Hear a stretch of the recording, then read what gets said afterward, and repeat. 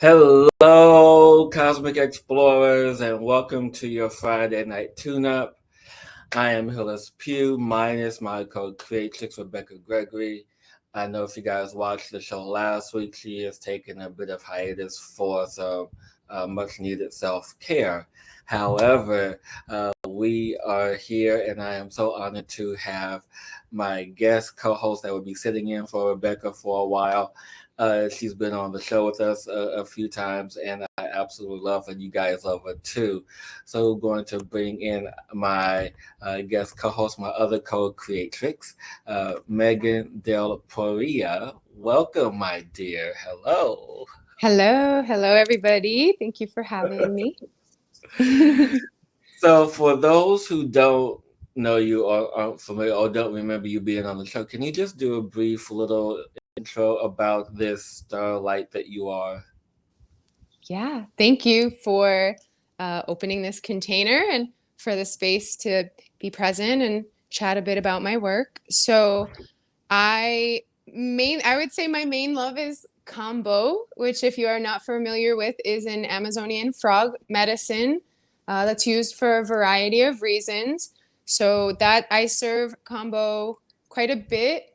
And otherwise, I'm a student of the universe. I'm on my plant medicine path and doing my healing work and remembering who I am and figuring out how to live within this modern reality that we've agreed to be truth while, honoring myself and also showing up in service to my human family. So I work with many modalities in the healing arts, obviously combo and tarot and herbalism and food and yoga, meditation. I just want to know it all. When I grow up, I hope to be an acupuncturist. So I just love learning, how we can become vital in this matrix that we're in.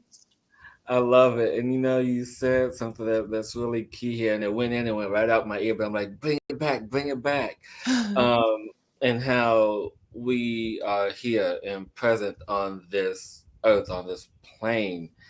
And, we talked earlier in this week about what it would entail for this evening. And as we were preparing just a few moments ago, we were talking about psychedelics and the importance and the use of them in our society, and how, especially, with the growth of all psychedelics, such as, the mushrooms, and with the other forms of psychedelics, with San Pedro or Wachuma and peyote and ayahuasca or DMT.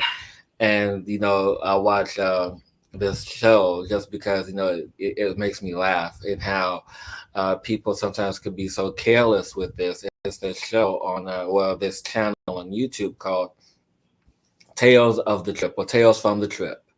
And Hmm. it's just like short funny clips. I don't know how I found it, but it's short funny clips about people sharing their psychedelic experience.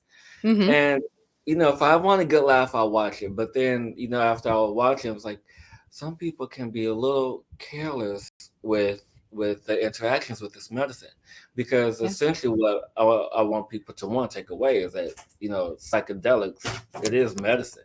It's first and foremost medicine. Second of all, they're teachers, and they're helping us to evolve and grow into a different world as we emerge in this space of energy. Yeah. And this is something I am incredibly passionate about Yeah. because part of the last year of my journey was um, venturing out into some of the plant medicine circles within the States and being very displeased with what I see. I see a lot of recklessness. I see a lot of a lack of true spiritual understanding. I Hmm. feel there's a lot of loose, porous spiritual hygienic boundaries, and it's dangerous. This is we're we are gifted the opportunity to have the presence for the healing of our human family in this way. And so when I see it being approached in what feels like a lacking of structure or a lack of safety or proper containers, it it gets me going. Yeah, and I'm glad you brought that up because people always talk about the clinical side of it. To have safety and to have the appropriate setting, and for people like you and I know me personally, I've been doing plant medicine for a little over 9 years, and I know that you've been on this journey to really understand it. And the depth of this and the appreciation of it is what holds it together, because there could be people who do it haphazardly, and that's fine. That I mean, people do it recreational, that's fine. It's whatever you want to do, whatever you feel called to do it, but in whatever space, just allow yourself to be responsible, because when you're Mhm. in this space, and when I mention space, when you're in this altered space of consciousness, because that's what it is ultimately, this altered space of consciousness, there's this way about your being that opens up. There's Yeah. new levels of sensitivity that you have to adjust for and account to, and then you have to hold yourself accountable for it. And it's in the true understanding of, okay, who am I in this moment? Where am I in this moment? Who am I responsible for in this moment? And sometimes, when we have the organized or structured settings, we sometimes give our power to those who are leading that space.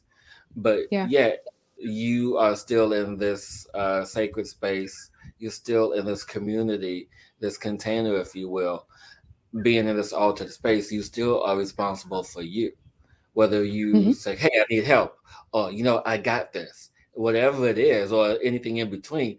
It's really knowing who you are and what your limit is, and are you able to push past it. So I'm glad you brought that up, because that's really important for everyone to understand. Certainly, and it's like you said, they're teachers, and so they're showing us. And I'm not a total stick in the mud, like I don't drink, so like I love to get some dance floor therapy and take a little microdose and go out. But I didn't Yep. do that when I first started working with these medicines, right? I did Mhm. my work for years, and I learned how to have proper energetic boundaries with these things within me, between me Yeah. and the space around me. And I had to get my ass kicked a couple times in ceremony to learn, right? Like, oh, I didn't have a good boundary there. And so then once I learned Yeah. that, I could take it elsewhere. So ultimately, they're teaching us deep honoring of self. They're teaching us how to turn inward. And the further we turn inward and walk into like the jeweled cave of our heart, the Mhm. more we are confident in meeting our needs, protecting our space, and therefore like showing up, whether it be ceremonial, whether it be you and your friends having a little bit of fun, which is so important in our healing journeys and deserves to be Yeah. included,